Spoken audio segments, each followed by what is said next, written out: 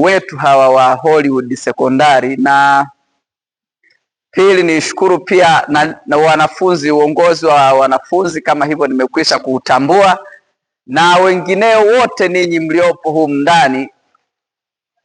Mimi nina mambo mengi ambayo ya kuzungumza, lakini hapa tutaongelea mambo machache ya kutusaidia sisi kama wanafunzi na kwenye maisha yetu kwa ujumla, si ndio? Sinasikika vizuri? Sauti yangu nasikika vizuri, si ndio? Nimewahi kuwepo kwenye shule hii miaka 6 iliyopita. Nimewahi kufundisha hapa miaka 6. Sidhani kama kuna yeyote ambaye alikuwepo kwa wakati huo kwenye shule hii. Leo nimekuja kwenu kwa ajili ya mambo mengine, kwa ajili ya kufundishana. Wangapi wana ndoto kubwa hapa kwenye maisha yao? Takribani wote, ingawa wengine wananyosha kwa chini. Hongereni kwa kuwa na ndoto na kuwa na malengo. Hongereni sana.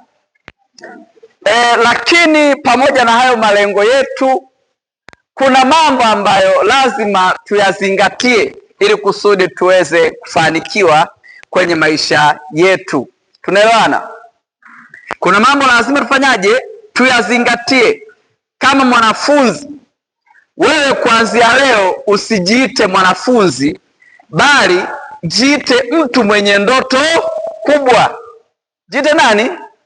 Mtu mwenye ndoto kubwa, mtu mwenye malengo makubwa. Utamani kufika hatua za juu ambazo kila mtu hakuna anafikiria wewe unaweza kufika. Yaani uwe na ndoto kiasi kwamba wewe mwenyewe zinakusisimua, wewe mwenyewe unaziogopa. Ukiwaambia watu wengine wahisi kana kwamba hizo ndoto zako hazitafanikiwa. Tunaelewana vizuri? Wangapi wameshaandika malengo yao hapa kwamba mimi nataka kufika sehemu fulani kwenye maisha yangu? Ameandika. Tunaweza kusema saa hizi Aleta ameandika kwamba mimi nataka nifike sehemu fulani. Kwa uaminifu wangapi? Ni mmoja anaonekana yule pale ndiye ameweza kuandika malengo yake. Hii ni kaida ya mafanikio. Mafanikio wanangu hayaji hivi hivi, bali mafanikio ni mchakato mgumu. Na ndio maana pamoja na kundi kubwa la watu mkiliangalia, kati ya waliofanikiwa na ambao hawajafanikiwa, wengi mtaniambia hapa, wengi ni maskini. Uongo? Uongo? Wengi ni maskini. Kwa nini watu wengi ni maskini? Hii haitokei kwa bahati mbaya. Inatokea kuanzia maandalizi. Kuanzia nini? Wewe sasa hivi utavyokuwa, utakuwa kutokana na familia yenu jinsi ilivyo. Yaani maisha ya wazazi wako, usipokuwa makini utakuwa kama wao, au aidha wewe utakuwa chini kuliko wazazi wako. Hata kama utasoma hii elimu, hata kama utatoka hapo utafaulu vizuri, ila kama hautakuwa makini na elimu ambayo unaipata, kama hautakuwa makini na tabia ya maisha ambayo umetoka nayo kwenu na mitazamo ya jamii inayokuzunguka, utakuwa kama hiyo jamii. Jamii ina watu ambao ni wavivu. Hivi mnaelewa maana ya uvivu? Kuna uvivu na uzembe, yaani maneno haya mawili. Uzembe ni negligence, uvivu ni laziness. Negligence ni kufanya mambo kwa uzembe, yaani uzimbezimbe, kawaida hivi. Yaani upo shuleni upo. Tunaelewana vizuri? Upo shuleni upo. Lakini uvivu ni kugoma kufanya. Unajua kabisa kuna kitu fulani unagoma kufanya. Ndio inaitwa laziness, kugoma kufanya kitu fulani. Wewe sasa tulivyokaa hivi, kama huwa hauamki kila siku kusoma, maana yake wewe umegoma kufaulu. Tunaelewana vizuri? Tunaelewana? Kama huwa hauamki kila siku na unasubiri mtu mmoja aje akuokoe, wewe umeamua kugomea mafanikio yako. Chukueni hoja ya msingi kwamba ili ufanikiwe lazima ufanye mambo magumu ambayo watu wengine hawayafanyi na wewe pia hauko tayari kuyafanya. Unaelewa? Ili ufanikiwe lazima ujifunze kufanya mambo magumu ambayo watu wengi hawayafanyi, hata wewe hauko tayari kuyafanya, na hiyo kwa lugha nyepesi huitwa nidhamu. Nidhamu langu sio kukutana na mimi unapiga magoti chini unanisalimia. Nidhamu sio ukimbia ukisikia kengele, hiyo ni heshima. Nidhamu ni kufanya yale mambo ambayo ni magumu, hayafanyi na watu wengine, hata wewe ukiyafanya yanakuumiza. Kwa mfano, nidhamu ni kuamka siku ya Jumapili, wenzako wanasema ni weekend, wewe unaamka. Ulize swali, hivi kati ya kuamka, ya kukaa kuangalia tamthilia na kukaa kujisomea, lipi ni jambo rahisi? Kama mnajibu tusikie. Ni lipi ni jambo rahisi kulifanya? Kuangalia tamthilia, si ndio? Ndio rahisi. Lakini lipi ni jambo lenye tija? Kujisomea, si ndio? Wangapi kati yenu hapa wako tayari kukaa kujisomea kama NECTA haijaja? Wakakaa kusoma kabisa kwamba honest, wakasema mimi niko tayari kusoma, siko tayari kukaa kwenye burudani. Na akisema burudani maana yake kufanya yale mambo mepesi mepesi. Siku moja Socrates, huyu ni mwanafalsafa wa zamani sana wa Ugiriki, aliulizwa na mwanafunzi wake. Zamani elimu ilikuwa inatolewa hivi, walikuwa watoi elimu kama mlivyokaa darasani. Zamani watu walikuwa wanakwenda kupata maarifa kwa mtu ambaye anaitwa mwanagenzi, yaani mtu ambaye ana ujuzi wa jambo fulani. Hapakuwa na madarasa kama haya miaka ya nyuma sana. Sasa kwenye haya madarasa mwanafunzi akamuuliza Socrates, mwalimu, ipi siri ya mafanikio? Mwalimu Socrates akamwambia mwanafunzi yule, akamwambia, kesho asubuhi tukutane beach. Mnapajua beach? Tukutane beach, baharini, mapema sana alfajiri. Yule kijana ilipofika asubuhi akaamka kwenda kwa mwalimu wake kupata siri ya mafanikio. Akatembea bado jua halijachomoza. Ametembea, alipokaribia kule akaona kama kuna kimvuli cha mtu. Akatembea taratibu, akasogea mpaka pale, akamkuta Socrates, mwalimu wake. Mwalimu akamwambia, umekuja? Naam. Kijana akaitikia, akamwambia, sasa tunaingia humo baharini. Wakaanza kutembea, wanaingia baharini. Wametembea, maji yanazidi kupanda. Kijana yuko mbele, mwalimu yuko nyuma, wanatembea. Kijana waza, sasa hiyo siri naenda kuambiwa ni siri gani hii ndani ya maji? Wanatembea, maji yamekaribia, yanafika hapa kifuani. Kijana anageuka, anamwangalia mwalimu, mwalimu anamwambia, sogea twende. Kijana anazidi kutembea, anasogea, maji yakafika mpaka hapa shingoni. Mwalimu akamwambia, simama hapa. Kijana akasimama. Alipokwisha kusimama, mwalimu Socrates akamsogelea kijana namna hii, akamshika mabegani, akamzamisha ndani ya maji kwa nguvu. Kijana akawa chini ya maji kule, anafurukuta kutoka, mwalimu kamgandamiza jumla. Kijana anapambana atoke ndani ya maji, mwalimu kamgandamiza jumla, hamwachii. Kwa kijana akalegea, ameanza kunywa vikombe kadhaa vya maji, ndipo mwalimu akamuibua kijana, akatoka na hema kwa nguvu, analalamika, mwalimu nataka kuniua. Kwa nini mwalimu nataka kuniua? Mwalimu Socrates hakujibu kitu, akaanza kutoka kwenye maji. Anatembea mpaka akafika kule. Baadaye kijana yuko nyuma huku anaendelea kulalamika. Mwalimu akamwambia, kijana, hiyo ndiyo siri ya mafanikio. Akamuuliza swali, ulivyokuwa ndani ya maji nini ulikuwa unakikosa? Yule kijana akasema oxygen. Akamwambia, kwenye maisha yako ili upate mafanikio, pambana kama ulivyokuwa unapambania oxygen ndani ya maji. Kumbe tunajifunza nini? Ili ufanikiwe kama mwanafunzi, lazima upambane kana kwamba unapambania pumzi yako ya mwisho. Matokeo makubwa hayaji ghafla. Wengi saizi utasema mimi bado ni form 1, bado mimi leo ni form 5. Unatakiwa kila siku kwenye maisha yako. Sikia nini maana mafanikio? Mafanikio ni mkusanyiko wa siku nyingi sana ambazo mtu ameishi kwa mafanikio. Hatufanikiwi ghafla. Hakuna siku ya bahati nasibu kwenye maisha.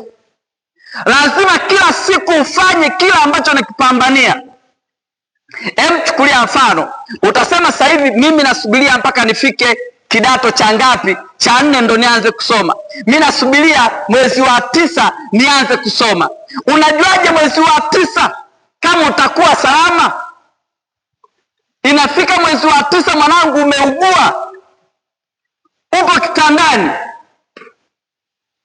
Tukiacha hilo, wewe ni binadamu, umekaribia next ukasema kwamba mimi nitaanza kujiandaa mitihani ikikaribia. Lakini kabla ya mitihani haijakaribia unapitia majanga kama ninyi binadamu. Sikiza, ukiwa kama binadamu, wanajeshi wanafundishwa masomo mawili muhimu sana kwenye maisha yao. Somo la kwanza, mwanajeshi hufundishwa kitu gani au hatua gani achukue pale silaha yake inapokuwa imejaa akiwa katikati ya uwanja wa vita.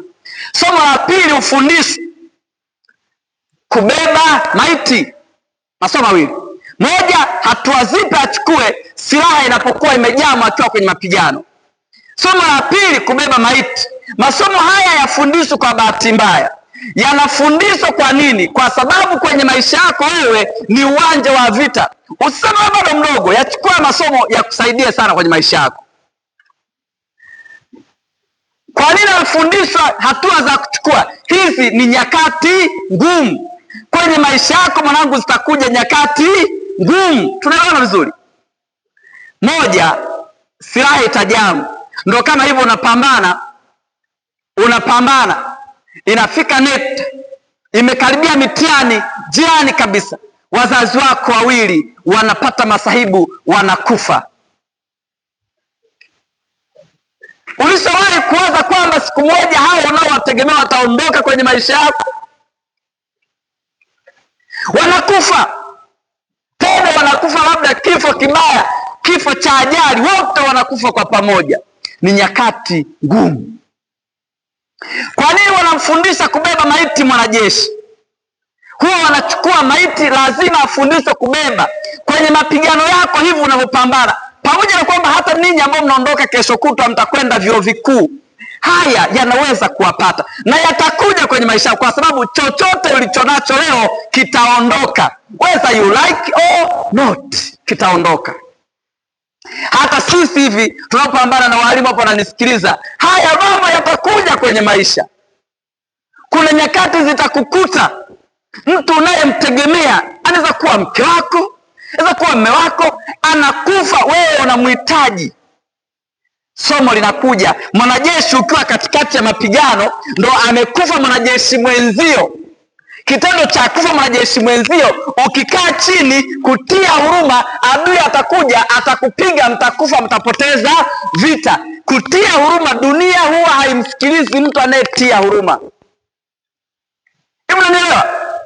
Dunia haitaki watu wanaotia huruma, hata kama utalia kiasi gani. Lazima ujifunze haya mambo, kwamba lazima kwenye maisha yangu kuna siku watu ambao nawategemea, watu na wahusudu, wataondoka. Na wafundisha haya masomo, lazima myaelewe. Kuna watu mtakuwa mnakaa hapa kana kwamba mnategemea labda wazazi wenu, wana mali, wana chochote kitu, wanaweza kulipia chochote, mnajisahau. Umepewa fursa, itumie fursa hii. Soma kila siku, tamani kuwa mfano wa kuigwa. Siku moja wanangu nilitembelea shule inaitwa Panda Hill. Mlisha kusikia? Nilipokuwa pale, nikawa nimekaa nasubiria mtu ambaye nimekwenda kula naye. Akapita mwanafunzi wa kike. Yule mwanafunzi alikuwa amevaa t-shirt. Akaingia ofisi ya mkuu mkuu akanisalimia, akaingia. Alipokuwa anaingia, nikabahatika kusoma maandishi yaliyoandikwa kwenye t-shirt yake nyuma. Maneno yale yaliandikwa, an eagle never hunts a fly, tai hawindi nzi. Yule binti alivyoingia ndani mle, nikabaki na tafakari yale maneno, an eagle hunts a fly. Alipokuwa anatoka, nikamwita, nikamuuliza, what does it mean when you say an eagle never hunts a fly? Yule binti kwa kuwa sikujua jina lake alinijibu moja tu, akasema, sir, as I'm an eagle, I will never hunt flies in my life. Binti akaondoka. Sikusahau sauti yake mpaka leo na maneno yale mazito. Nilivyoondoka pale Panda Hili, nilikwenda nyumbani. Kuanzia siku hiyo nikaanza kutafakari yale maneno. An eagle, kwa nini tai? Tai mnamfahamu? Tai ndiye ndege ambaye anajulikana kuwa ndo mfalme wa ulimwengu wa ndege, si ndio? Mnamjua tai? An eagle ni yule ndege ambaye ana nguvu, ni yule ndege ambaye huwa anapaa kuliko ndege wengine wote kwenye ulimwengu huu, na ndiye yupo kwenye bendera ya taifa la Marekani. Mnadhani kwa nini yupo kwenye taifa ile la Marekani, kwenye bendera yao? Halo? Mnadhani kwa nini wanamtumia tai, hawajaweka njiwa? Mnadhani kwa nini wanamtumia tai, hawajaweka kuku? Baba wa taifa, nilivyoanza kusoma nikakuta kitabu chake, aliwahi kuandika insha moja mwaka 1944 akiwa bado shule. Aliandika, mwanamke ni tai, sio kuku. Wangapi hapa ni wasichana? Hebu nyosha mikono hivi wasichana ambao mpo hapa. Unasikia maneno ya baba wa taifa. Baba wa taifa anasema mwanamke ni tai, sio kuku. Nendeni mkasome kwenye Bible, kwenye kitabu cha Isaya 40:29 mpaka 31. Mtakuta wanazungumzia tai. Nataka niwaambie wanangu, na wewe hapo jisemee, an eagle never hunts a fly. Sema hayo maneno. An eagle never hunts a fly. Tai hawindi nzi. Sasa twende, kwa nini tai? Sikiliza, tai ndo ndege huwa na kitu kimoja ambacho kiishi mwanangu kuanzia leo. Ni ndege ambaye huwa anao uwezo wa kuruka kwenda juu sana, anga la mbali sana, na anatazama chini. Anao uwezo wa kumuona nyoka anayetembea au samaki akiwa baharini, na huwa anashuka kwa kasi ya ajabu kuja kumnyakua na kumfanya kitoweo. Inaitwa maono. Unaona nini ukiwa umekaa leo? What do you see? Unaona nini miaka yako 10 ijayo? Au unajiona wewe ni mwanafunzi unajichukulia kawaida? Au unajiona tu upo ili mradi upo, siku zinakwenda, unasogeza siku inapita? Ikipita siku moja hujaumia, hakikisha unakuwa na maono. Tunaelewana? Hakikisha unakuwa muulize mwenzako hapo, unaona nini? Hivi unamuuliza kabisa, basi jiulize wewe, sema hivi, naona nini mimi? Ask the question, unaona nini? Unaona nini kwenye maisha yako? Sikiliza mwanangu, ili uanze kuona, hatuoni kwa kutumia macho haya ya nyama, tunaona kwa kutumia macho ya rohoni, tunaona kwa kutumia macho ya fikra. Umekaa kama mwanafunzi leo Hollywood, unawaza kwenye maisha yako, unawaza kubadilishaje future ya kwako na ya wazazi wako, ya kwako na historia yenu. Unawaza nini? Unaona nini kwenye maisha yako? Kasome kwenye Mwanzo 13, 14, 15. Inasema hivi, I have to teach you also. Lazima niwaambie haya, nazungumzia maono. Tai anaona, na ndio maana Marekani wamemweka tai, hawajamweka kwa bahati mbaya, hawajaweka kuku. Anaona mbali, anaona, we see not to look.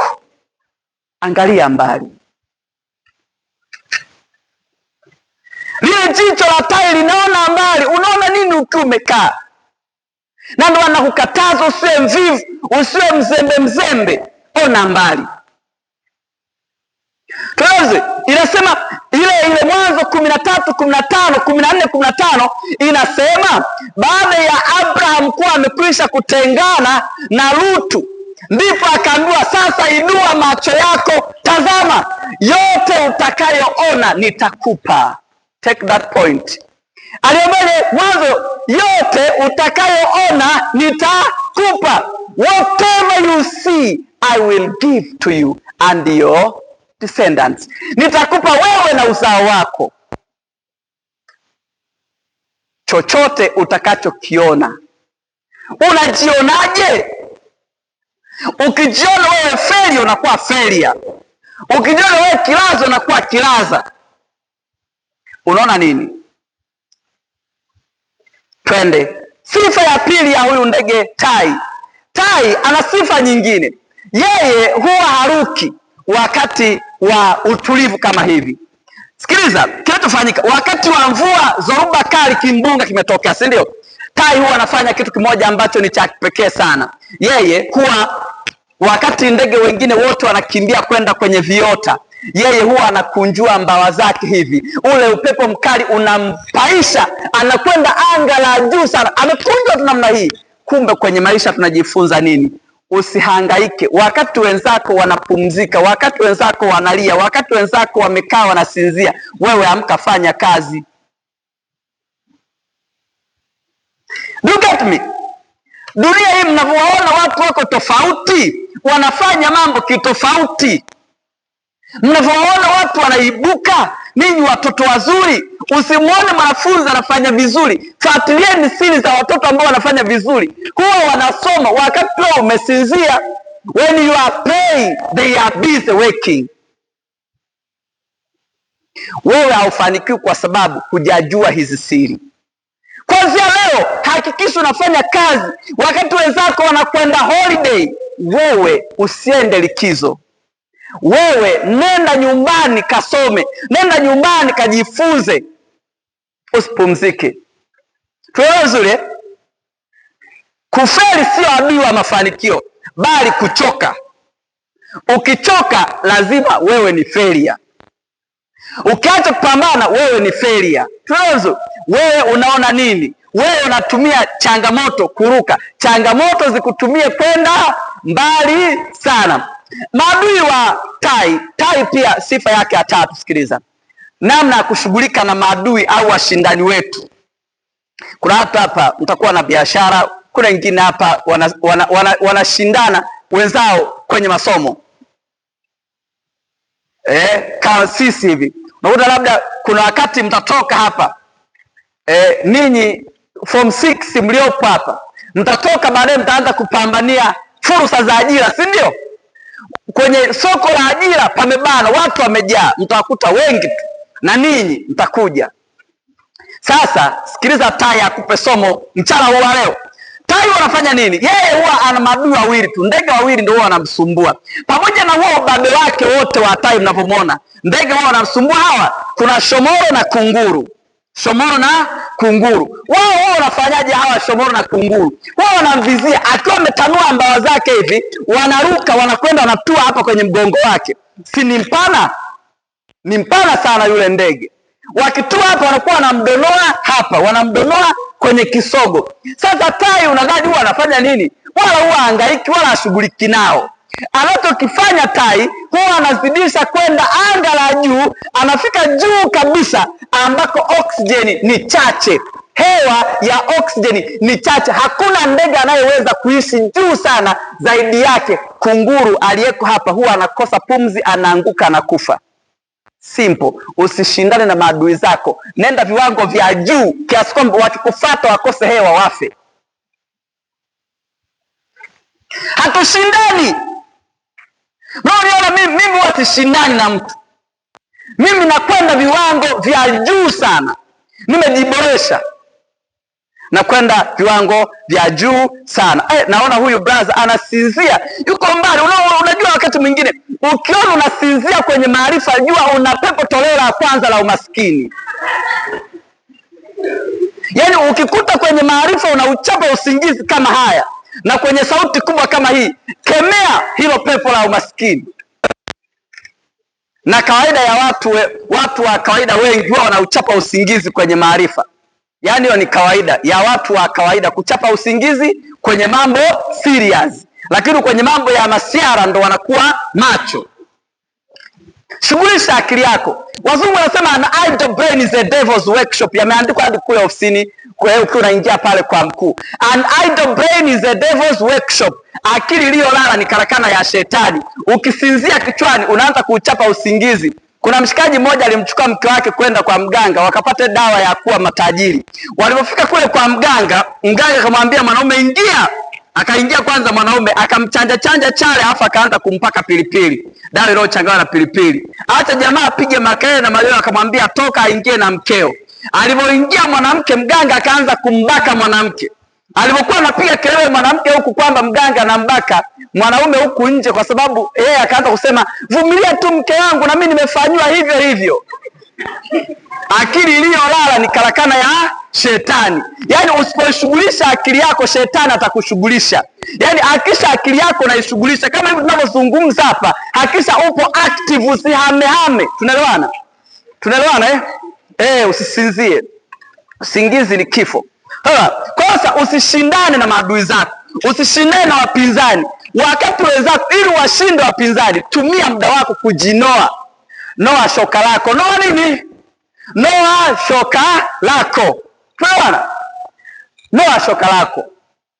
Ukisha kuwa bora watu watakutaka tu. Mnaelewa vizuri? Halo form 6 mnanielewa? Ukisha kuwa bora watu watakutaka, lazima watakutaka. Mimi sijafika hapo kwa sababu ya sura yangu. Hakuna. Sijafika hapo kwa sababu mnavyoniona hivi navaa abu na kuchomekea. Hakuna. Kilichonifikisha hapa ni thamani ya kile nilicho nacho, nilichokibeba. Unavyoona wachezaji wanaletwa huku, wanakuja wachezaji kina Fiston Mayele kuja kucheza hapa, si kwamba hawapo namba 9 wengine huku, bali ni ubora unatafuta. Dunia hii hailipi watu kizembe kizembe. Ili dunia ikulipe, hakikisha unakuwa bora. Hapa shuleni mnavyoniona mimi naongea leo, nilianza kuongea. Mimi nakumbuka siku ya kwanza nimefika form 1, niliongea kwenye debate. Namkumbuka mwalimu Emmanuel Azikiwe, sijui yuko wapi, alisema mdogo wangu wewe utakuja kufika mbali. Yes, I remember the statement. Anza leo. Baba wa taifa anaandika kitabu mwanamke ni tai, sio kuku. Kuku anadonoa. Kuku anawinda wadudu. Tai hawindi. Sikiliza sasa kitu kingine kuhusu tai. Tai hajawahi kula mizoga. Tai hajawahi kula mizoga. Mizoga ni kwa ajili ya kuku. Nzi ni kwa ajili ya kuku. Wewe unakula nini? Unakula nini? Una malengo gani? Tunazungumza malengo ulionayo wewe kama mwanafunzi leo.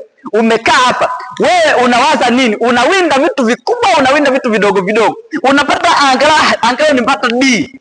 Kuna wazazi baadhi anakuambia mwalimu, msaidie mwanangu angalau apate D. Apate D.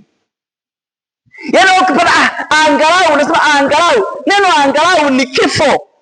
Wewe winda wani peke yake. Hivi wanafunzi wanapata wani wote? Hivi wao wamezaliwa na kina nani kama sio mnatoka nao mitaa ile ile? Kwani ninyi mna nini? Hebu niwaambie, hivi mnadhani kwamba hata walimu mlionao kwamba wana viwango vya chini kiasi kwamba ndio maana ninyi hampati matokeo makubwa? Mnadhani? Kinachowatofautisha, yawezekana wewe mwenyewe, wewe kama mwanafunzi umeamua kuwa kuku. Umejaa kwenye kudonoa division vidogo vidogo na unaridhika. Inatakiwa ukipata division 3, ukipata division 4, ujikalishe kikao, ukasirike, unune mwanangu. Uchukie hayo matokeo. Una vizuri, uchukie, uumie, yakutese, ikukerekete ndani ya moyo wako. Kwa nini ninapata hivi? Kwa sasa wako wanalipa ada. Ile ada hawalipi hivi hivi, they pay for you. Na wewe sasa, kwa kuambia kitu kimoja, ndoto zako wewe zimeanza sasa hivi. Yaani usipokuwa makini, yaani usipokuwa na makusudi makubwa, kifo kitakuua. Ukiona mtu amekufa, yawezekana kuna mambo haya mawili, aidha ametimiza kusudi lilomleta duniani, au Mungu ameona hili ni ishikaji linapuyanga puyanga, ngoja nilizime. Anakuzima, unaondoka, unakata roho, si ndio? Sasa usaji serious kwenye vitu serious, kuwa serious, winda vitu vikubwa, lenga. Yani siku zote huwa naambia watu, ukitaka kuwa tai, acha kula wadudu, acha kudonoa donoa. Naelewa vizuri? Mwanafunzi tai ni yule anayewinda matokeo makubwa, ndio mwanafunzi tai. Sifa nyingine ya tai, sifa nyingine ya tai, tai hajawahi kuambatana na kuku. Tai anaambatana na tai wenzie, haambatani na kuku, kwa sababu kuku watakuwa wa kawaida. Yaani hata wewe mwanangu hivi, ukitaka mafanikio makubwa usiambatane na kuku, ambatana na watu ambao wana ndoto kubwa. You want to become the best, learn from the best. Acha kuambatana na watu wa kawaida kawaida, hakikisha una malengo makubwa, kaa na tai wenzio. Sasa wewe unakaa mwanafunzi wenzio anapata division 3 na unakaa naye wewe, yaani unajua kenge plus kenge ziko tu kenge square, si ndio? Yaani ukikaa na kenge lazima na wewe utakuwa ni kenge yule yule.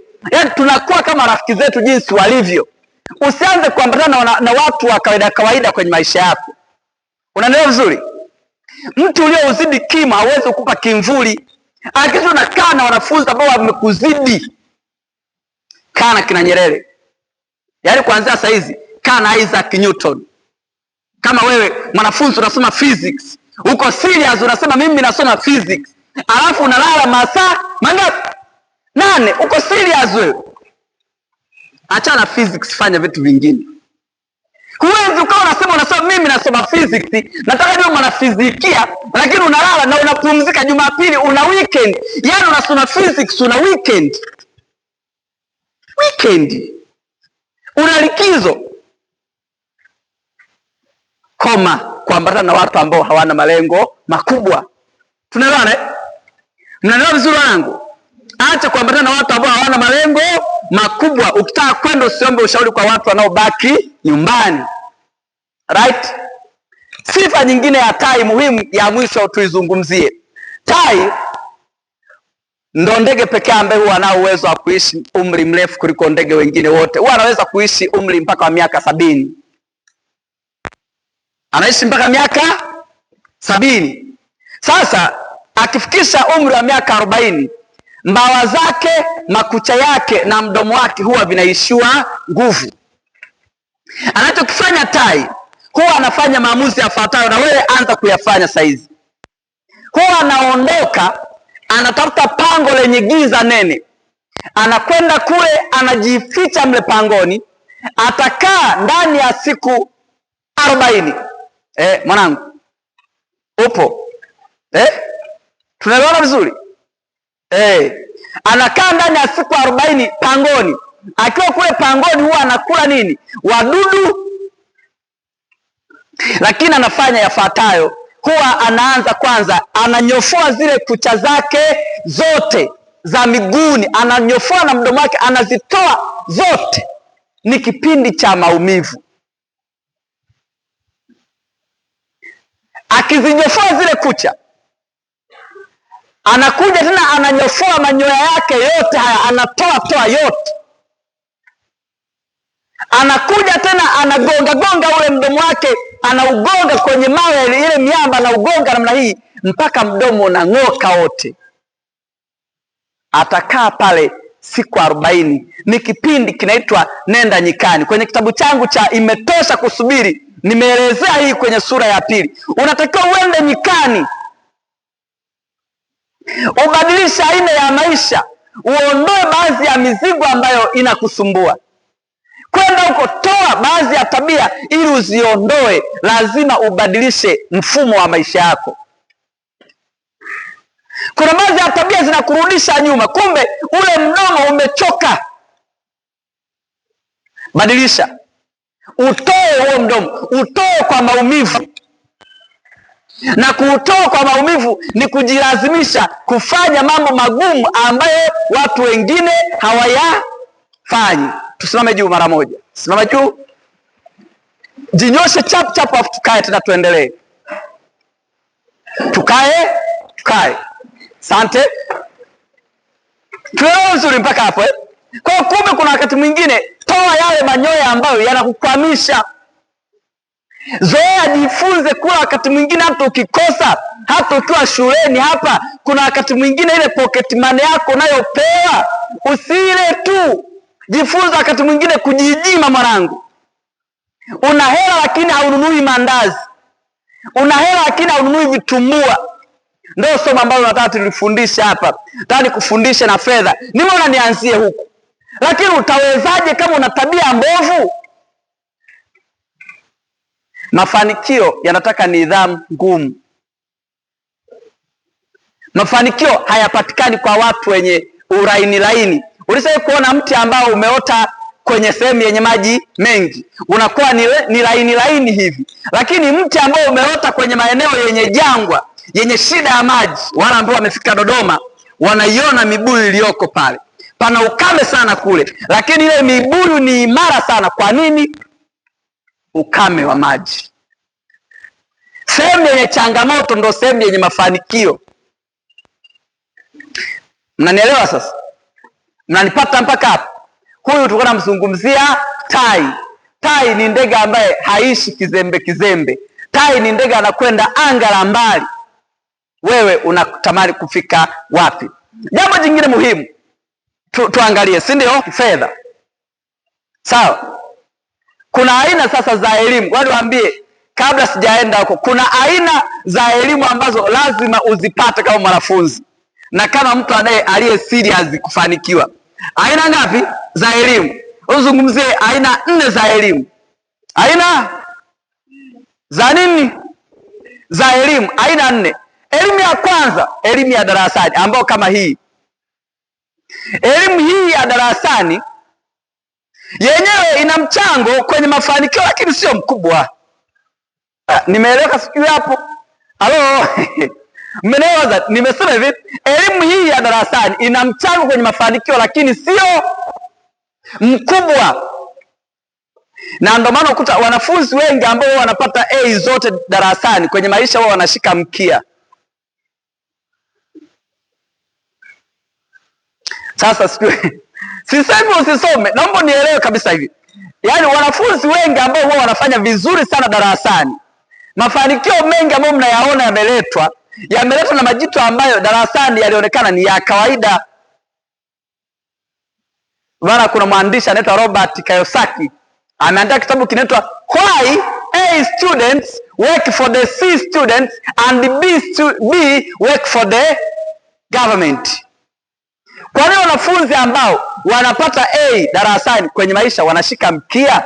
Yaani A ni academicians, wataaluma, watu ambao wanaandaliwa kuwa wataaluma hivi. Wanavaa suit, wengi wanakuwa maskini. Vizuri. C, wala huku form 1 hawataelewa hii. Wataelewa form 4 na form 5 na form 6. C ni macapitalist, matajiri. Matajiri mengi huwa hayana elimu kubwa. Hayana hata haya maarifa mengi. Ndio maana mimi kwenye seminar huwa yanalipia majitu ambayo yananizidi hela, yanakuja na magari, yanakuja kwenye seminar. Wakati mwingine yananialika majitu haya, yananiita, "Jo, tuongee. Jo, nifundisha hapa mambo." Yaani ni A zidi ya C. Elimu ya darasani. Maana sasa watu wengi wanasoma, wakifika vyuo vikuu wanakwenda mpaka chuo kikuu. Baada ya chuo kikuu, kwanza mwaka wa kwanza wao wanapendeza sana, mwaka wa pili wanapendeza tena, wanaanza kuchoka. Mwaka wa tatu wanaacha kupendeza, wanafubaa. Baada ya kutoka chuo kikuu unawakuta wamefulia mtaani, wamepigika, wamechoka kama mfanyakazi wa kiwanda cha sementi.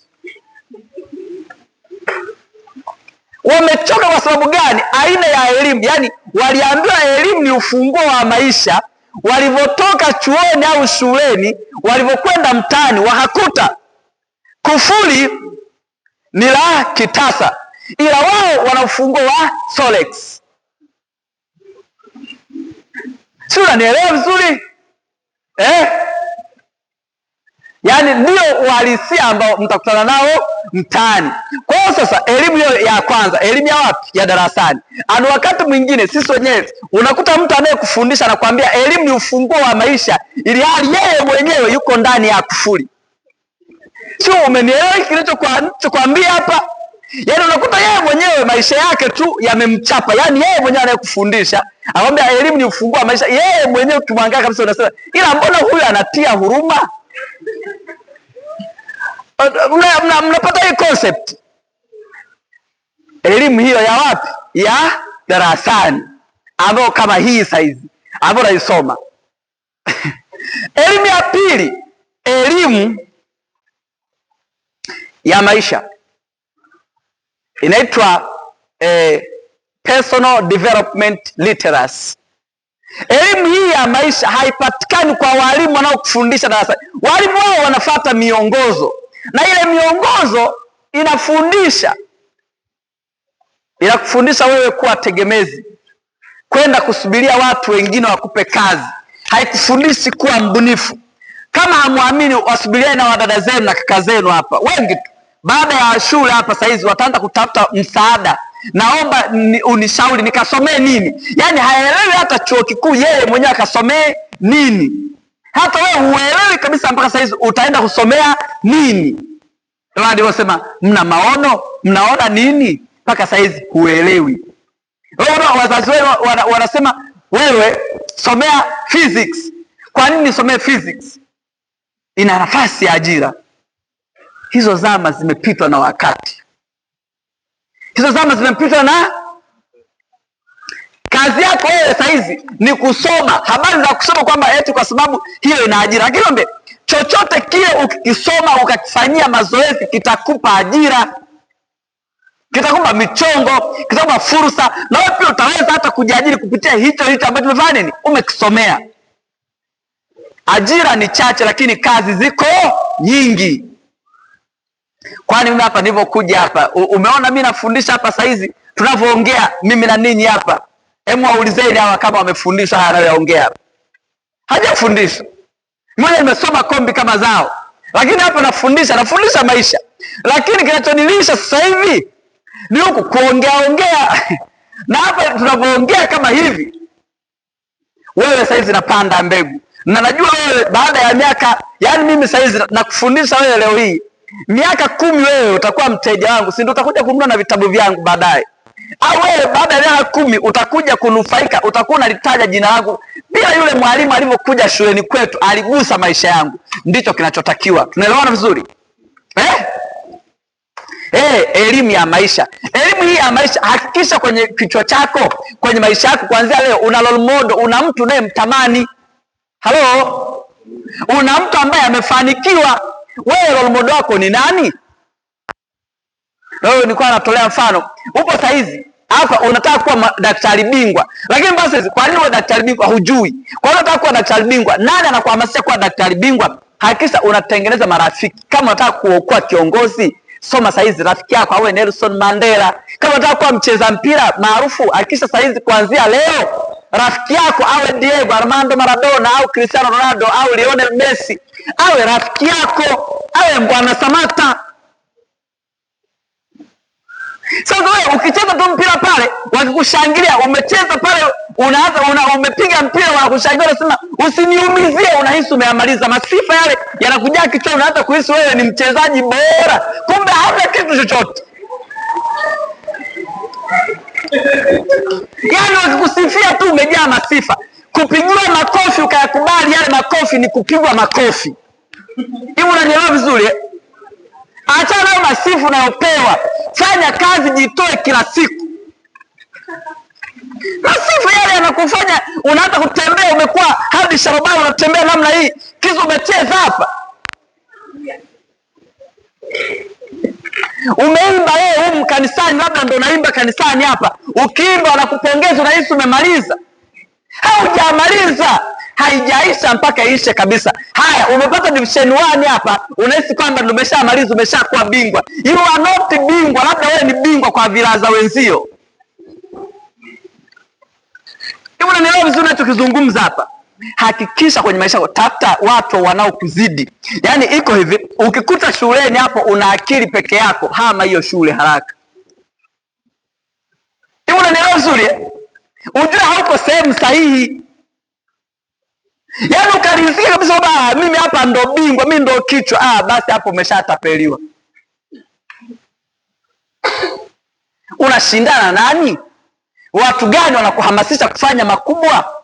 Malolomodo wako ni kina nani? Sasa wewe rafiki yako mkikutana, stori ya kwanza ni kuzungumzia piskari, una rafiki una shetani, piga kibao. Yaani mnakaa bwenini kabisa na rafiki yako na mshikaji wako, mnazungumzia orodha ya mademu wakali. Mna akili kweli nyie? Yaani lazima tuende kupata mashaka. Yaani rafiki yako anakuja, habari ya kwanza anakusimulia kuhusiana na watu wanavyovaa. Mnazungumzia kuvaa kwa watu, mnamzungumzia mtu, mnajadili maisha ya mtu. Yaani hivi kweli ninyi hamna ndoto zinazowawasha ndani ya mioyo yenu? Hivi kwa nini uzungumzie watu? Una ndoto kweli wewe? Wanangu, elimu ya maisha haipatikani kirahisi rahisi. Kaa nyumbani kwenu, babako kama ana duka, ukifunga shule kauze duka. Kama babako analima, ukifunga shule kalime. Tunaona vizuri? Halo? Mnanipata vizuri mpaka hapo? Dunia hii itakuja kuwalipa elimu ya maisha. Elimu ya tatu, elimu ya imani. Elimu ya nini? Ya imani. Yaani kwenye elimu ya imani hapa nataka nizungumzie imani zote. Kuna mitazamo. Kuna watu wanaamini mafanikio ni bahati. Yaani bahati nasibu. Kuna watu mpaka wanabeti. Kuna mtu anashaanza kubeti huko. Yaani duniani hapa hakuna bahati nasibu. Ni kweli kuna watu wengine wao wanapata bahati. Kuna watu labda wanalisishwa mali. Kuna watu labda sijui wamecheza michezo wamebahatika. Ila nataka nikwambie kitu kimoja, hiyo bahati haitakuja kwako. Yote aliyewahi kupata kupitia kubeti. Fanya kazi. Sasa ukipita huko mitaani hivi, mimi nilifanya jaribio, nilipeleleza. Unadhani kule China kuna yale maguruguru wanaopita wanachezesha? China hayapo. Yako wapi? Yako huku kwenu, ambako huku, sikiliza, yapo huko mitaani. Wachina wamekaa kuja kuomba zile 200 wameyaweka kila mtaa mpaka vijijini yapo. Wanasubiria mtu fulani akitoka ana visiresire, yani amehangaika kutwa nzima, amepata 5,000, anafika sehemu naomba token, anakwenda kumpelekea Mchina, anadumbukiza ya kwanza, ya pili, ya tatu, anabonyeza. Yule Mchina anaanza kuzunguka namna hii, anaimba. Huwa anaimba sauti ambazo najua hamzielewi, na tafsiri leo. Zile sauti zinazozunguka anaimba, huwa anasema Zemburula has come, Zemburula has come, Zemburula has come, Zemburula has come. Ndio tafsiri ya yale maneno.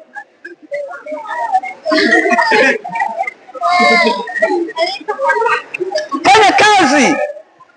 Hakuna mafanikio ya bahati wanangu.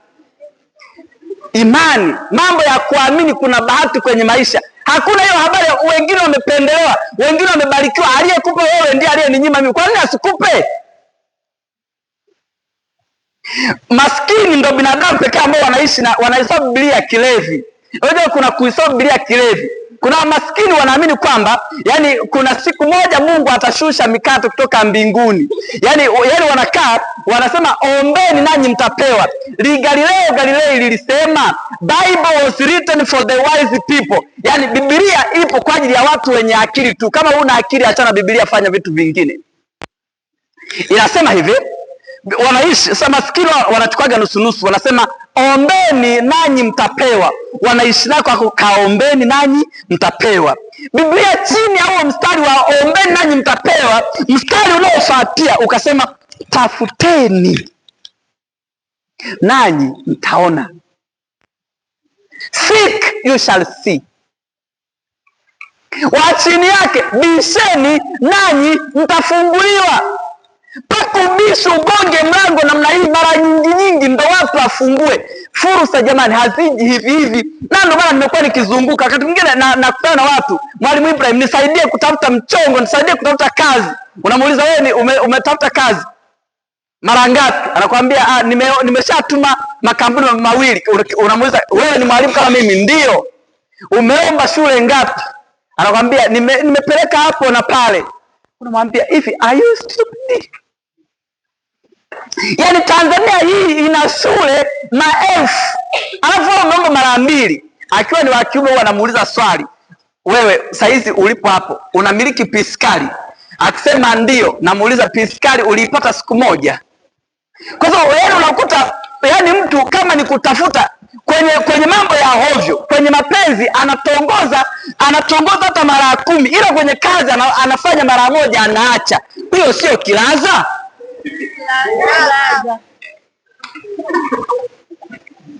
Elimu ya imani hapa, acheni kuamini ushirikina kwenye kufanikiwa. Hebu naambia, yani hakuna dawa yoyote inayoweza kukuletea mafanikio, haipo.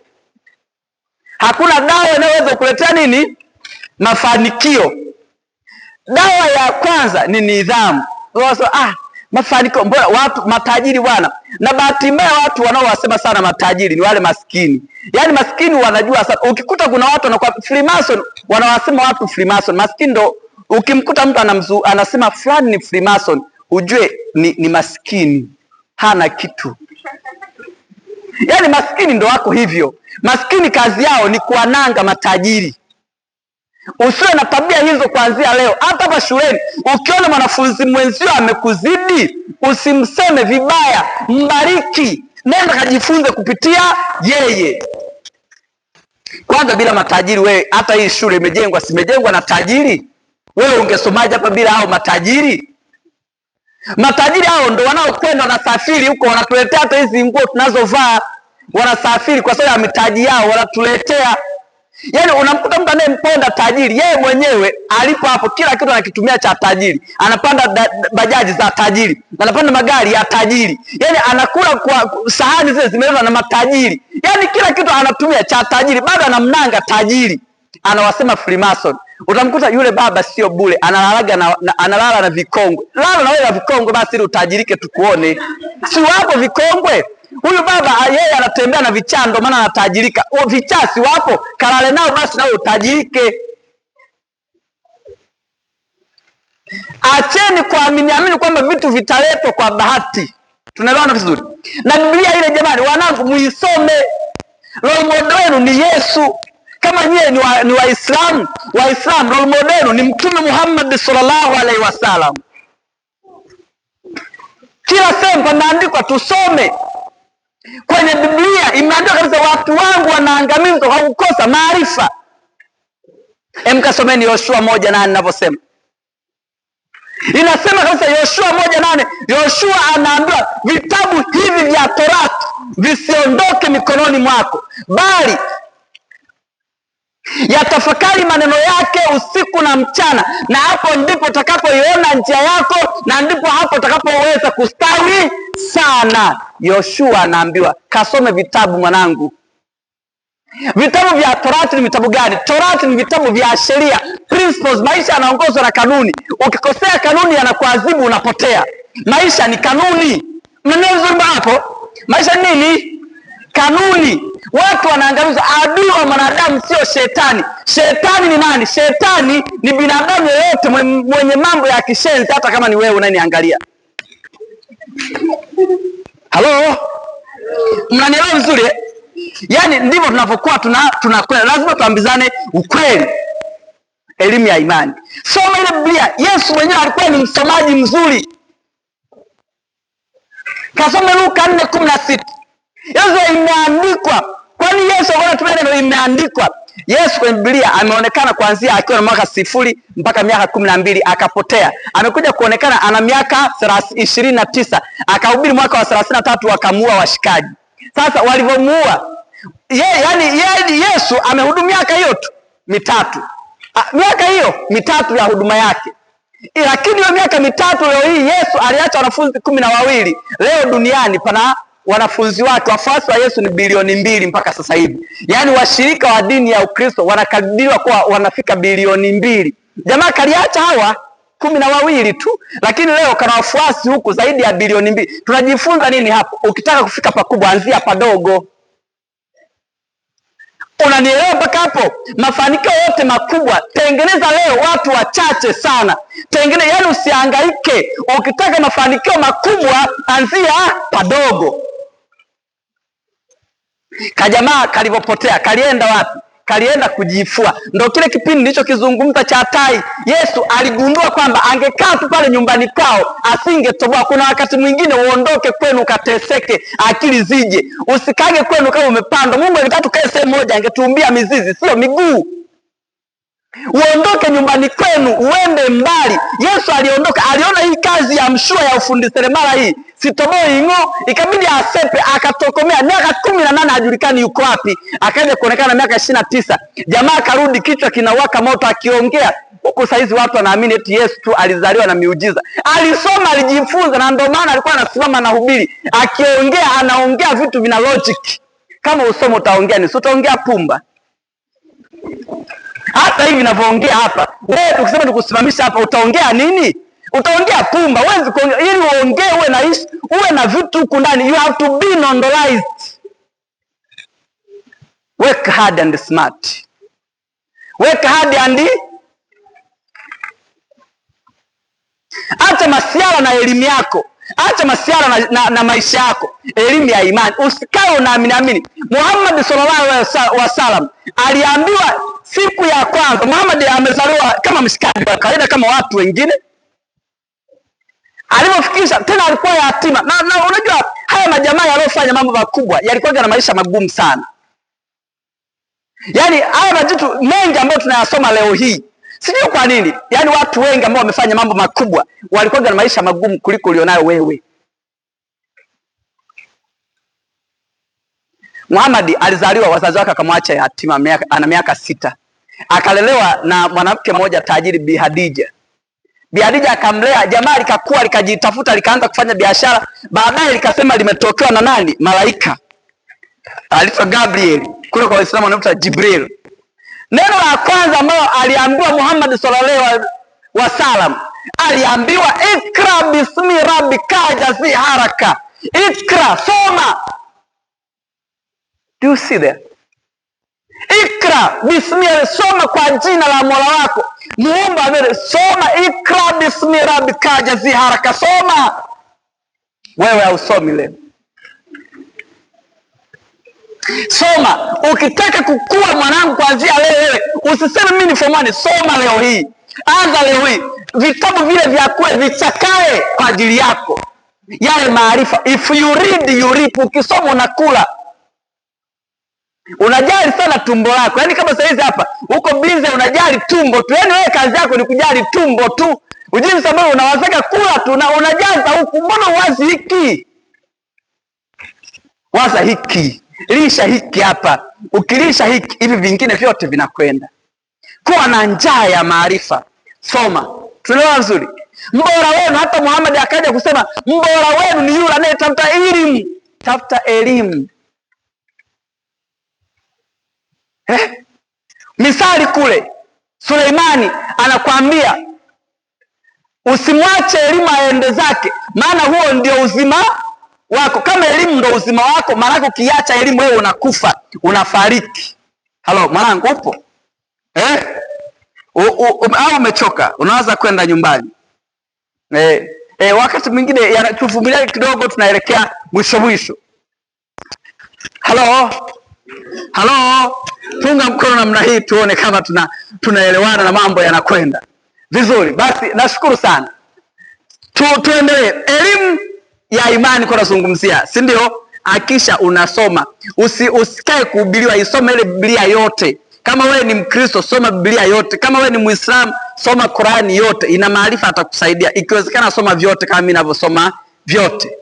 Soma vyote pamoja. Mimi nasoma vyote. Soma zaidi na zaidi. Elimu ya mwisho, financial literacy, elimu ya hela, elimu ya fedha. Elimu hii haifundishwi sana mashuleni. Tunaelewana vizuri? Haifundishwi sana wapi? Mashuleni. Kwa nini haifundishwi? Usiniulize. Ila kikubwa wewe haifundishwi. Kwa sababu itafundishwa na nani? Kwa sababu wengi wanaokufundisha yawezekana hawana Sijasema hivyo, mimi nilikuwa nazungumza, nasema hivi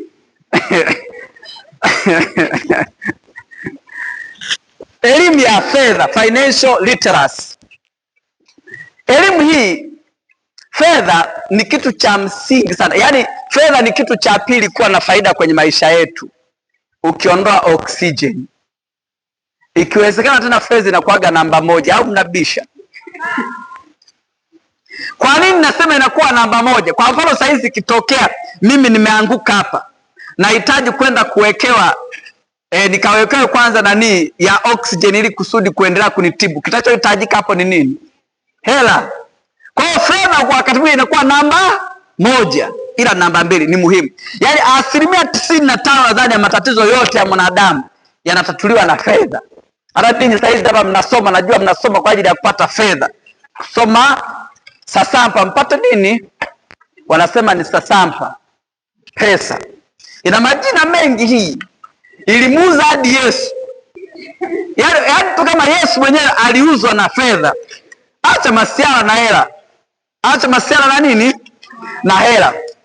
Sasa watu ninyi bado leo wadogo, mjifunze elimu ya nini? Ya fedha. Mjifunze mambo yafuatayo kuhusu fedha. Kuhusu nini? Fedha. Lazima ujue haya mambo. Wazazi wenu najua wakabili sana hayo. Lazima uko na mzazi. Moja, mjifunze kuhusu kuweka akiba.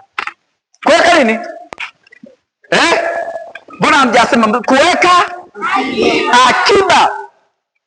Ukipata hela baba yako amekupa ya matumizi, pocket money, jambo la kwanza weka akiba. Weka akiba. Sasa wao wanakuja watu wa benki hapa, wao wanakuja na wao mnachukulia kawaida, si ndio? Wakija tu wengine mnaenda pale kuwasikiliza, mnawashangaa, mnapotezea. Yaani kwa sababu ninyi mnachojali ni kula maandazi. Wakija wale watu, mwaulize akaunti zipi zinaweza zikawasaidia kujiwekea kidogo kidogo. Sikiliza nini maana ya akiba. Akiba ni fedha ya mbegu. Wangapi wazazi wao ni wakulima ambao wanalima na wanaweka mbegu? Yani huwa wanachagua mbegu kwanza. Nani alishakuwa na wazazi wanachagua mbegu? Kwa mfano mkilima, mkivuna, wanachagua kwanza yale mahindi. Huwa wanachagua mkishaanza kula au wanachagua mkishavuna tu pale? Unajua ni kwa nini wanafanya hivyo? Akiba huwa haiweki. Yani hata sisi watu wenye mishahara kama sisi hivi, ukipata hela, kitu cha kwanza weka akiba kabla ya kula. Ukila tu, kwa sababu yani ukisema ule kwanza ndio weke akiba, lazima itaisha yote. Kwa sababu ulisha kuona, yani anza kujifunza tabia hii ya kuweka akiba. Sasa hivi ukiwa bado mdogo, usile hela yote ovyo ovyo. Unanotaka ujifunze yafuatayo. Mwamshe huyo aroa sinzia. Weka akiba 10% ya hela ambayo utapewa. Hivi kwa mfano ukipewa 10,000, 10% ya hela yako ni shilingi ngapi? Hesabu zipo. 10% ya 10,000 ni shilingi ngapi? 1,000. Hiyo unatakiwa uiweke. Kama unataka kumshirikisha mzazi wako akufungulia hata wewe mwenyewe ka account ka akiba, unaweka. Kwa sababu wewe mzazi wako hata kuepo siku zote za maisha. Usipojifunza haya utakuja kuteseka sana, na hayo ndo yanasababisha watu wengi wasifanikiwe. Weka akiba. Fedha ya pili igawe. Jifunza haya mambo ya kuhusu fedha. Umeshayajua, yani fedha zitakuja ukishakuwa bora. Fedha zitakuja ukishakuwa fedha. Kundi la pili, fedha ya dharura. Tunaelewana? Fedha ya nini? Ya dharura. Huu ni fedha ambayo lazima ujiwekee kama mwanafunzi. Ujifunze kuweka fedha ya dharura ambayo yenyewe, unajua ukishakuwa bado mdogo kama hivi, unaweza usio unaelewa haya mambo, lakini kwa aliye serious, nimezungumza hapa kwa aliye serious, weka fedha 10% tena jiwekee. Hii ni mipango ambayo, kwa nini mnaokwenda chuo kikuu umepokea boom lako, weka 10% ya boom kwenye dharura. Saizi wanapokea 600,000 sijui na ngapi. Usikimbilie kwanza kusuka, usikimbilie kununua viwalo. Usikimbilie kununua simu kubwa kubwa ili uonekane. Yaani hata simu nayo miliki, hakikisha ina account nayo izidi bei ya hiyo simu. Kama haina, kuanzia leo kaiuze hiyo simu, maana yake haikuingizii na kuchukulia hela. Usimiliki kitu chochote kinachokuchukulia hela. Tuko pamoja eh? Yaani unawekaga vocha kumpigia mtu msalimie, vipi unaendeleaje? Wewe utatajirika. Niamini mimi. Pigia simu za michongo au kusalimia wazazi wako. Habari za kusema na washikaji wangu achana nazo. Waachie washikaji wenyewe. Tunaelewana eh? Weka 10%. Kwa mfano tumeshasema 600,000, umepewa 600,000. 10% ni shilingi ngapi? 60,000. Uweke ya malengo. Hiyo utakuwa unaitunza. Usiile hiyo fedha ya mbegu hailiwi. Na ndio maana wazazi wao wanaweka yale, kwa mfano mahindi, wao wanaweka wapi? Jikoni, si ndio? Kwenye moshi, anapigwa moshi ili njaa ikiwapiga msiasage, hayaliki yale. Tunaelewana vizuri? Ili ukiyaweka ambako ni rahisi kula, ni rahisi. Ndio maana ukifungua kibubu, ukianza kuweka hela ya akiba kwenye kibubu, ukiwa mjini huko, ukasema eti nifuweke kwenye kibubu, kibaka kipita nacho utajinyonga bure. Fungua account. Mambo ya vibubu yalishapitwa na wakati. Au sajili line ya simu. Ukiona kwenda benki shida, hata kama ni ninyi hapa, fungua line ya simu ambayo utasajili, afu weke password ambayo ni ngumu kuikumbuka. Tunaelewana vizuri? Uweke password ambayo ni ngumu, huikumbuki, huijui, ili kusudi siku ukitaka kutoa zile hela lazima uende makao makuu ya Airtel au Voda.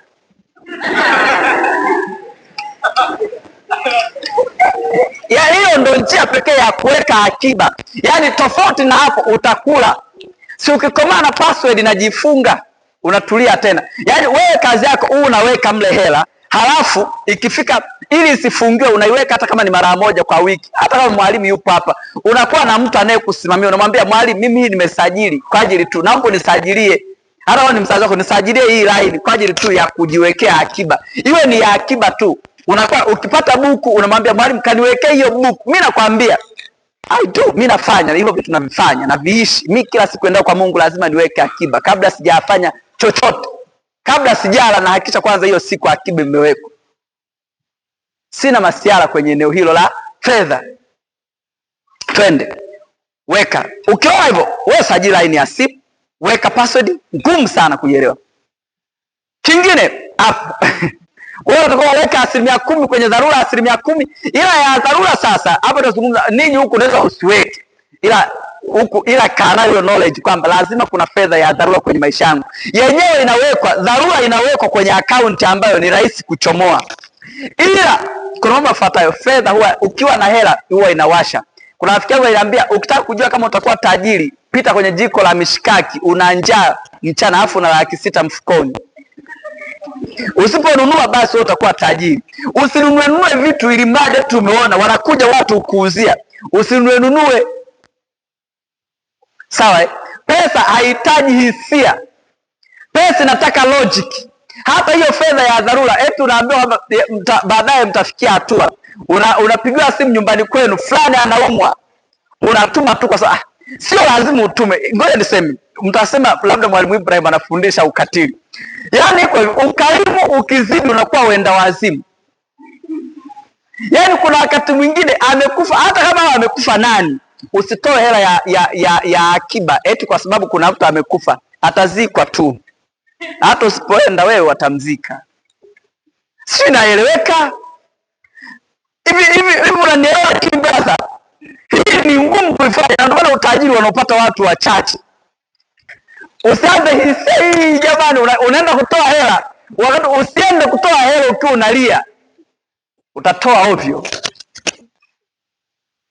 Usimwonee mtu huruma kwenye fedha ambayo ulikuwa hujapangilia kuitumia. Usimwonee huruma. Toa hivyo. Unaona vizuri? Hiyo ni fedha nini? Ya dharura. Dharura iwe kweli dharura kweli. Yaani unaona kabisa, yaani ila hii ni dharura. Na penyewe kwenye hiyo dharura unaweka ya boom. Kwa hiyo unaweka fedha, unakata ya boom, unaweka dharura, si ndio? Kwamba maybe ikitokea la kutokea, mimi hii iniokoe kwenye majanga. Alafu wewe imetokea dharura, ndio ni kweli dharura. Labda umeweka laki ngapi? Una 200,000. Unaenda kuitoa yote kwenda kutatua dharura ya kule. Unarudi tu huku chuoni unaugua. alafu una tena dharura. Toa kiasi kiasi, kama haiwezekani achana nayo, mambo yanapita. Tumia hii kanuni, nasema lolote litapita. Lolote ambalo halitapita ni ile ambayo itakuua, ila mengine yote mengine yote ambalo halitapita ni ile ambayo litakuua, ila mengine yote yatapita. Fedha nyingine, akaunti nyingine, mfuko wa madeni. Madeni yanawafanya watu wachanganyikiwe.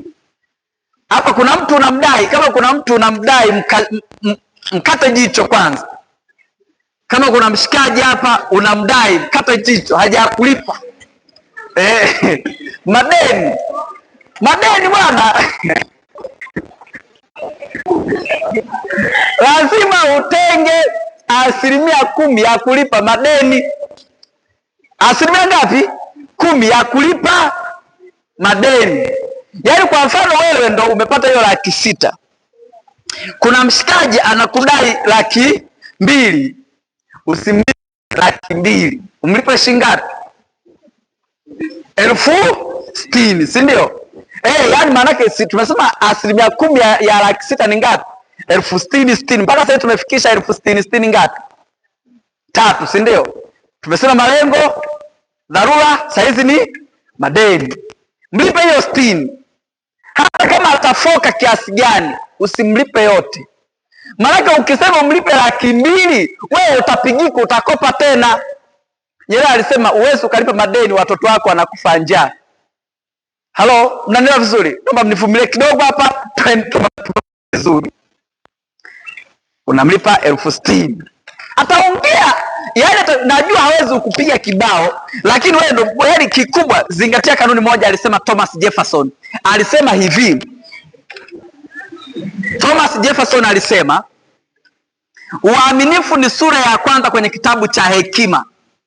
Hakikisha anayekudai usimkwepe, mpigie simu, mwambie mimi unanidai ndio, ila sina hela kukupa, naomba nikulipe hii 60,000.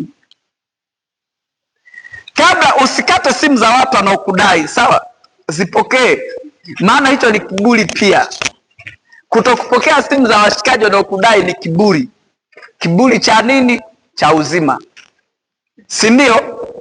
Watakuja kukuua, maana watu kwenye hela usiombe, walipe watu. Kwa hiyo ukimlipa mtu kidogo kidogo, ataelewa kwamba huyu mtu ana nini, ana nia ya dhati. 10% nyingine, fungu la utoaji.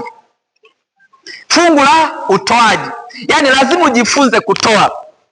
Sisi kama binadamu lazima utoe, sawa? Lazima ufanye nini? Utoe, uwe mtoaji. Yaani wakati mwingine ukitaka kujua, siku moja Femi Otedola, tajiri wa Nigeria, aliambiwa na mshikaji wake kwamba rafiki yangu, naomba ununue tukatoe msaada kwenye kituo cha watoto walemavu na yatima. Otedola akamuuliza yule jamaa, shilingi ngapi natakiwa? Akasema kiasi.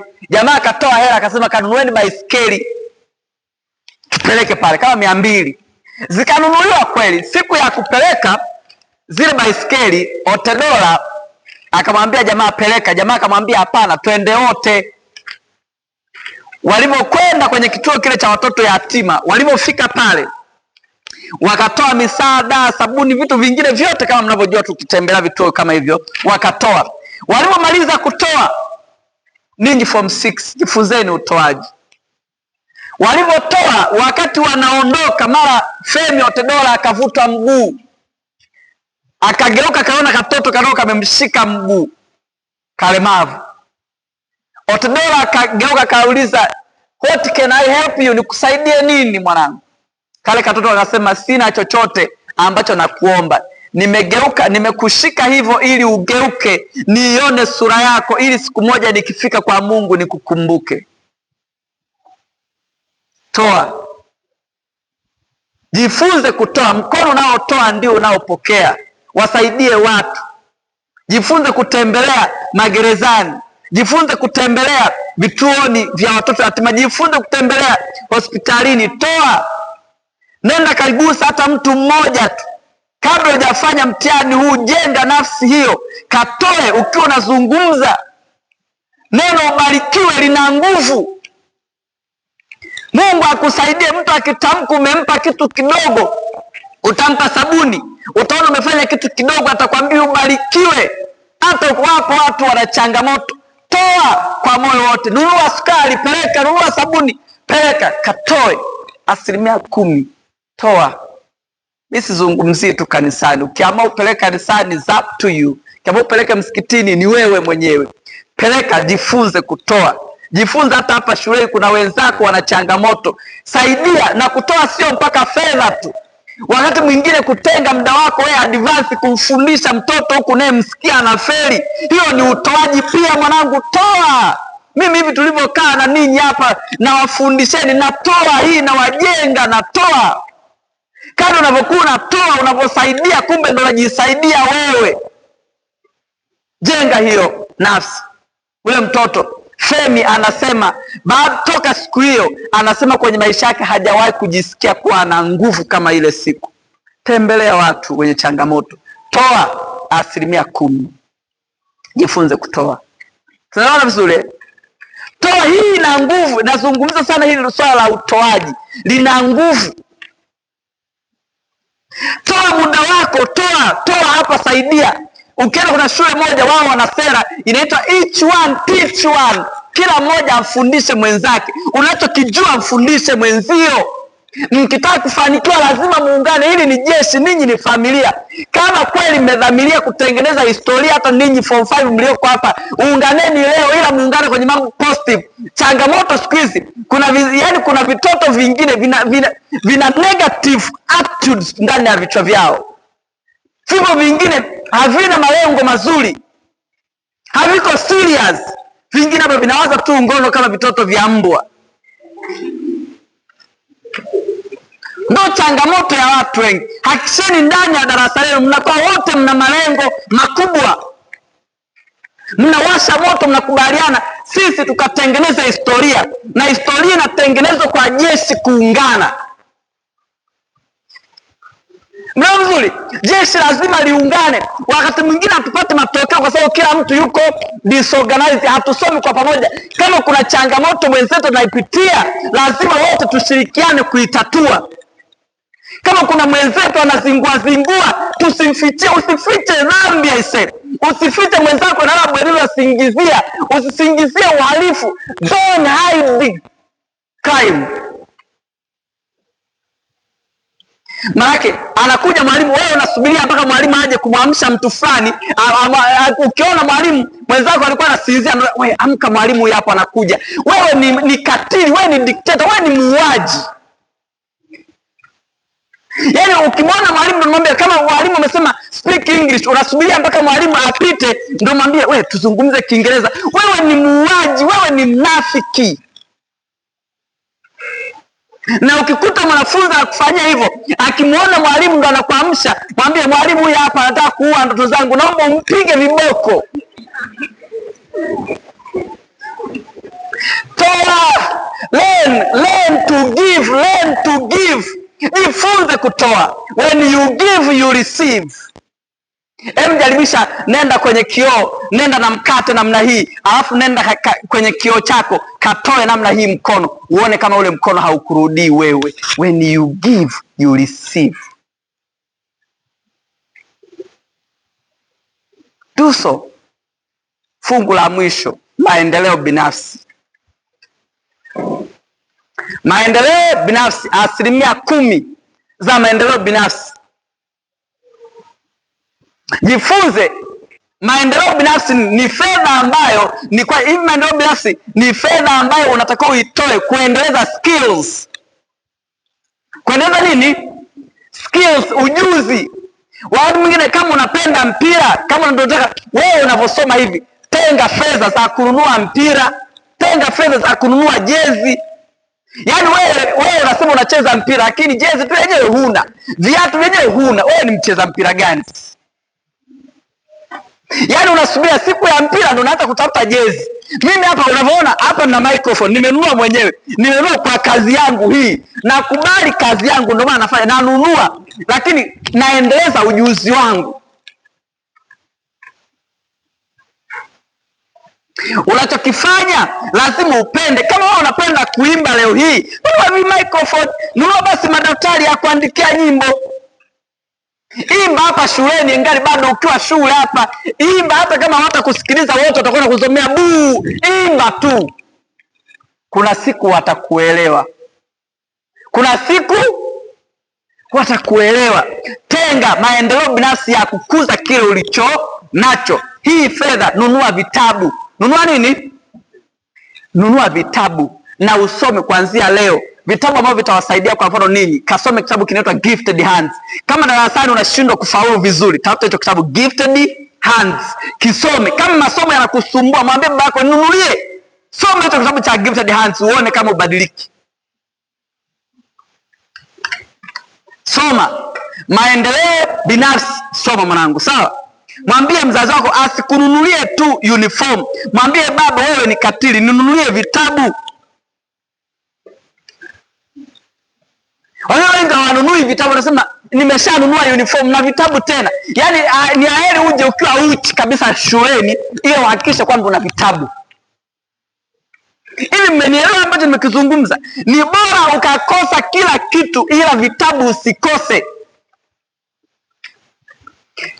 Na sizungumzi tu vitabu vya darasani, yaani maanisha vitabu vyote vya kuanzia maisha, vinavyoweza kukuza, vya kuanzia fedha. Nunua hivyo vitabu. Ni fedha ya maendeleo binafsi. Unavyoona hivi, huwezi kuwa, mimi nawaambia watu, mimi usinione hivi, mimi nasoma vitabu. Nasoma vitabu, mimi ni mwalimu. Na vitabu vyangu mwenyewe binafsi. Mimi sitegemei tu vya shule ambapo nafundisha. Nanunua, nasoma vitabu vya saikolojia. Nasoma vitabu vya fedha. Leo mimi nimesoma HKL mwanangu. Kwa hivyo kwambia high knowledgeable leaders. Ila leo nafundisha kuhusiana na fedha. Kwa nini? Nimejiendeleza. Leo hii nahubiri makanisani, nimejiendeleza. So why not you? Kwa nini sio wewe? Inawezekana. Ili watu uwavutie, jifunze sasa mambo mawili ya mwisho haya. Hailipi sana IQ, kinacholipa siku hizi ni EQ, emotional quotient, uwezo wa kuteka hisia. IQ kila mtu anaweza kuwa nazo. Yaani IQ ndo akili za darasani ambazo zitakusaidia wewe kufaulu mitihani. Ila kitakacho kulipa zaidi ni EQ. Jifunze uwezo, akili hizi za kuteka hisia za watu. Ukiongea ucommand respect. Kuna viongozi hapa alinyosha hapa, katibu GS, ongea una command respect. Ila ili watu wakusikilize, soma vitabu. Utakosa vya kuongea kama hujifunzi. Roho nzuri. Yaani hakika hata ukitembea hivi watu wajue huyu kweli anatembea ni msomi. Tunatembea unaonekana kana kwamba upo tu. Uko raf ovyo. Unavaa milegezo. Unajua milegezo tafsiri yake?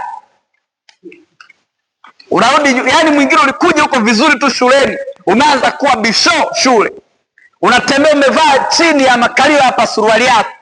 Unasema bisho, yani kuvaa chini ya makalio ya suruali ni kutangaza unafanya biashara, unauza tako.